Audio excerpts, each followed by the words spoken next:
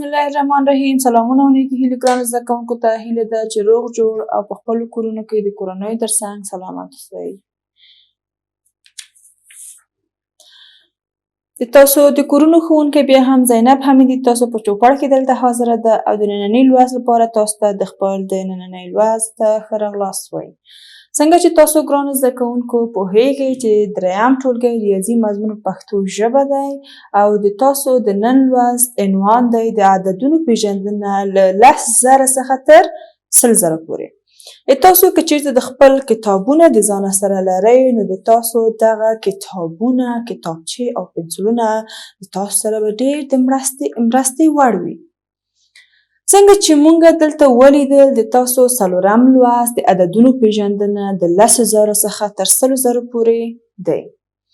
ګرانو زده کوونکو په تېر درسونو کې یا په تېر لوستونو کې موږ په ډېره ښه طریقه باندې څه وکړل دا خپل درسونه مو ولوستل د 0 نه تر 10,000 پورې مو د خپل دغه لوست تکرار کړل. په عملي توګه مو په خپلو په څو طریقو په مختلفو ډولونو مو دلته کار کړل. څنګه چې د اعدادو لوست او لیکلو د هغو پیژندلو په مراتبو یې ویشلو. نو انشاءالله چې تاسو په خپل تیر لوست کې هیڅ کومه ستونزه نه لرئ او تر دې سره مونږ ټول یو ځای راځئ چې د خپل د ننني لوست سر مخې ځو.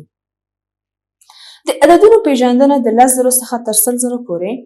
لومړی مونږ څنګه چې تاسو ته وویل ګرانو زده کوونکو د هر لوست یو موخه وي، یعنې یو هدف وي. کله چې مونږ دغه لوست لولو یعنې پای ته یې رسوو نو په پای کې د دغې لوست مونږ څه لاسته راوړنې لرو. یعنې د مونږ د نن لوست هدف څه شی دی؟ زده کوونکي وکړای شي چې تر 100,000 پورې عددونه ولولي او ولیکي. لومړی مونږ ګرانو زده کوونکو په دغې برخه کې د درس مونږ د عددونو پیژندنه تر 10,000 پورې کوو او بیا هم په نورو راتلونکو لوستونو کې مونږ دغه د 10,000 تر 100,000 پورې تمرین او تکرار کوو. اوس بیا هم تاسو ډېر ښه پوهیږئ چې لومړۍ برخه کې مونږ د خپل د کتاب عبارات لولو. څنګه چې حتما تاسو به د خپل کتابونه د ځانه سره لرئ. د تاسو دغه د کتاب 15 مخ دی چې زه تاسو ته عبارات لولم او د تاسو ګوتې به په کرښو باندې وي او تاسو به یې سمدلاسه ما سره غوږ نیسئ. ګرانو زده کوونکو تاسو د 9,999 عدد پیژندلی دی. که چیرې اوس په دې عدد باندې د یو عدد زیات کړو د 10,000 عدد په لاس راځي چې دا عدد یو 15 رقمي عدد دی او د یو عدد رقم د دویمې طبقې د 10 زریزو په مرتبه کې قرار لري. که چیرې اوس د 10 زریزو په مرتبه کې د یو عدد په ځای د 2، 3، 4، 5، 6، 7، 8 او 9 عددونه ولیکو د 20,000، 10,000، 40,000 او همداسې تر 90,000 عددونه په لاس راځي. اوس که چیرې د 90,000 د لومړۍ طبقې د یویزې په مرتبه کې 1، 2، 3، 4، 5، 6، 7، 8 او 9 عددونه ولیکو د 90,001، 90,002 او همداسې 90,009 عدد د لسیزو، سلیزو او زیریزو په مرتبو کې د 1، 2، 3 او همداسې تر 9 رقمونه ولیکو د 90,788، 90,000، 90,000، 25,000، اووه-اویازره، 542 او 99,999 عدد په لاس راځي. که چیرې د 99,999 په عدد باندې د یو عدد ورزیات شي د 100,000 عدد په لاس راځي. تاسو کولی شئ ځینې عددونه د لاندې جدول په اړوند طبقو او مرتبو کې وګورئ. ګرانو زده کوونکو راځئ چې لومړی مونږ دغه اعداد تر 10,000 پورې په ښه توګه سره زده کړو. لومړی چې مونږ وویل تاسو ته که چیرته د مونږ دغه ارقام یعنې د 9,999 عدد سره مونږ یو ځای کړو نو دغه اعداد مونږ ته څه لاسته راځي؟ د یو عدد زیاتولو سره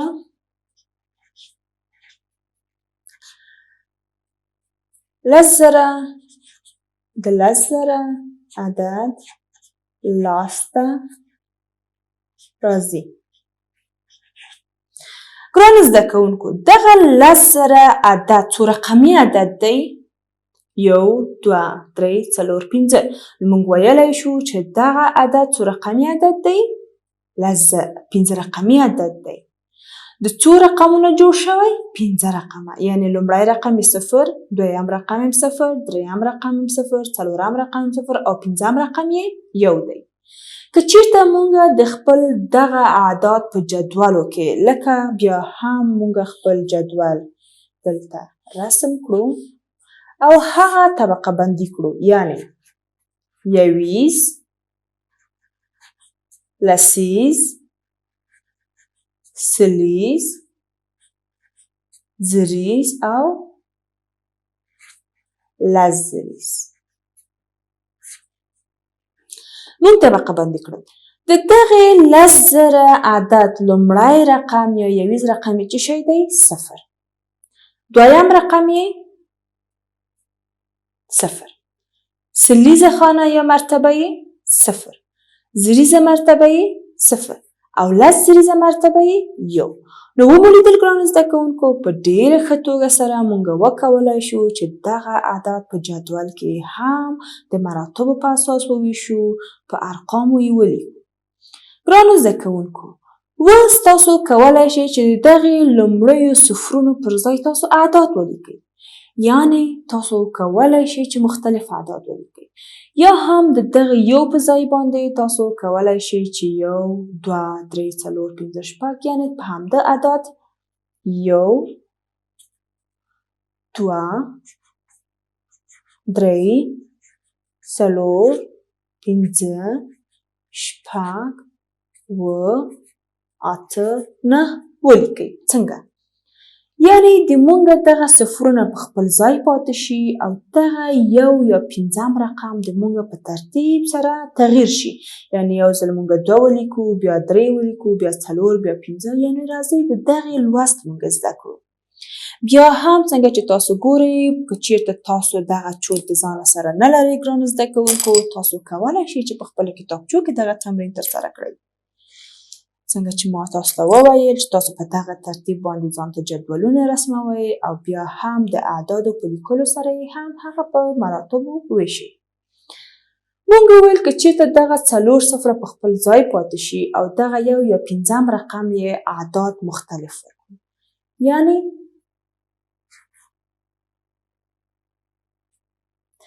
دا عدد څه لوستل کیږي؟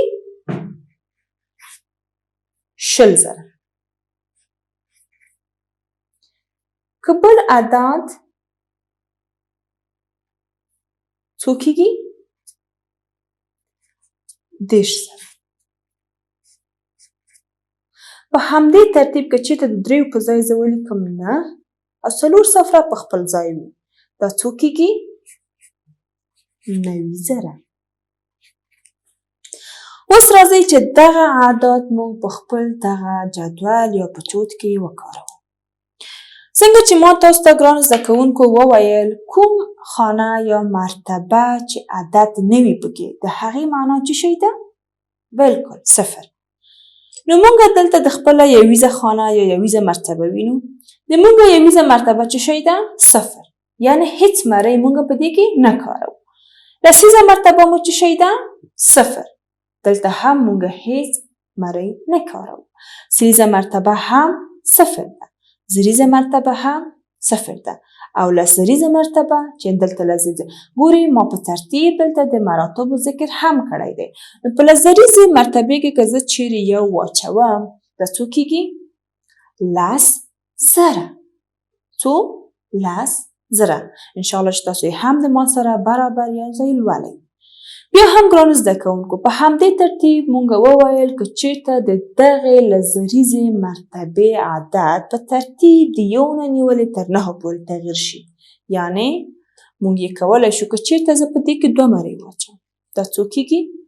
20,000. که چیرته زه په دې کې 3 مرۍ واچوم دا کیږي 30 زره. بیا هم که چیرته 4 مرۍ واچوم 40 زره.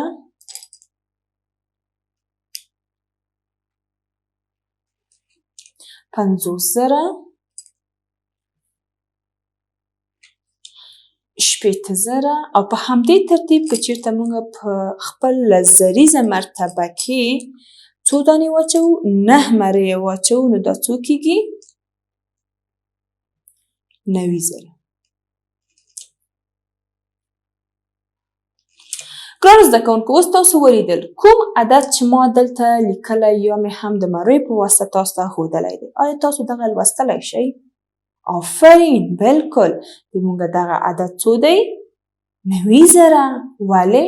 ځکه چې 20 لسیز سلیز او زریزې خانې څو دي مراتب یې صفرونه دي او له زریزه مرتبه یې 9 دی نو مونږ وایو چې دغه عدد مونږ څو لولو 90 زره.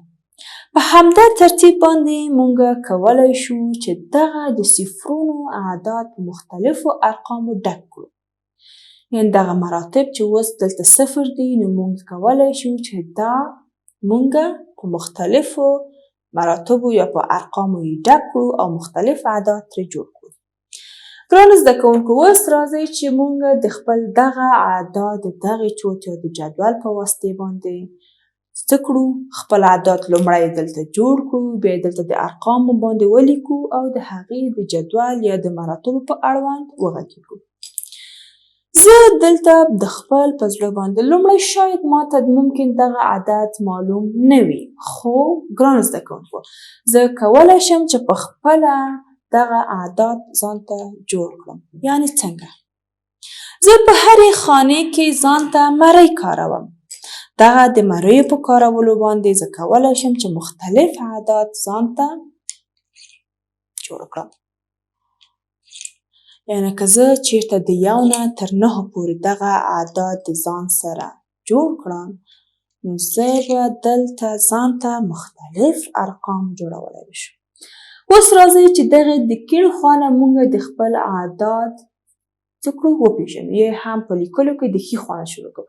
20 زمونږ دلته څو مرۍ دي؟ هېڅ 0. لسیز مو څو دي؟ 3. سلیز مو 2. زریز مو 1 او لس زریز نه. اوس ګرانو زده کوونکو وګورئ 20 لسیز سلیز زریز او لس زریز دا مونږ څنګه لولو؟ مونږ وایو چې 19,210 په عباراتو یې څنګه لیکو؟ 19,210 ومو لیدل؟ په همدغه ترتیب یې مونږ یې کولی شو چې د دې طبقه بندي هم ترلاسه کړو. مونږ وایو چې 20 لسیز سلیز زریز او لس زریز. 0 لسیز یې 3 سلیز یې 2 زریز یې 1 او لس زریز یې نه. اوس وګورئ که چیرته زه تاسو نه پوښتنه وکړم نو انشاءالله چې تاسو په ډېره ښه توګه کولی شئ چې دغه سوالونه ځواب کړئ. څنګه؟ آیا تاسو کولی شئ دغه عدد ولولئ؟ آفرین راځئ چې یو ځای ولولو 19,210. تاسو دغه عدد چې ولوسته څو رقمي عدد دی؟ 5 رقمي دی. بلکل آفرین 1 2 3 4 5 د څومره ارقامونه جوړ شوی؟ د 15 ارقامونه جوړ شوی. یعنې څو مرتبه ارقام دي؟ 15 مرتبو کې دا ویشل کیږي. 20 د 20 په مرتبه کې، لسیز د لسیز مرتبه کې، سلیز د سلیز مرتبه کې، زریز د زریز مرتبه کې او لس زریز د لس زریزو په مرتبه کې. اوس تاسو انشاءالله چې د دغې لوست یا د مثالونو سره کولی شئ چې مختلف اعداد ولیکئ او ولولئ. ګرانو زده کوونکو د تاسو بیا هم که چیرته د خپل د درس یا د خپل د لوست د ننني لوست پای ته راشو، تاسو د خپل د کتاب په پای کې دلته په آخر قسمت کې دلته تاسو یو جدول وینئ. دغه جدول و اعداد یې څنګه تاسو ته دلته په مراتبو ویشلي. تاسو به دغه اعداد ترڅنګ دلته د عددي په شکل لیکئ او بیا هم د کورنۍ دنده په حیث باندې دغه جدول په خپلو کتابچو کې رسموئ او همدارنګه به یې د هغې طبقه بندي کوئ او په مراتبو چې ویشل شوي دغه اعداد به ترڅنګ دلته په اعدادو لیکئ. او بیا هم په بله برخه کې به موږ په دغه جدول باندې کار کوو او د 10,000 نه تر 100,000 پورې به موږ د خپل لوست او لیک د اعدادو پیژنو. تر بیا درسه پورې مو په پاکه لاس سپارم. انشاءالله چې نن لوست مو لوستی وي او هیڅ کومه ستونزه پکې نه لرئ. خدای پامان او ښه وخت. خدای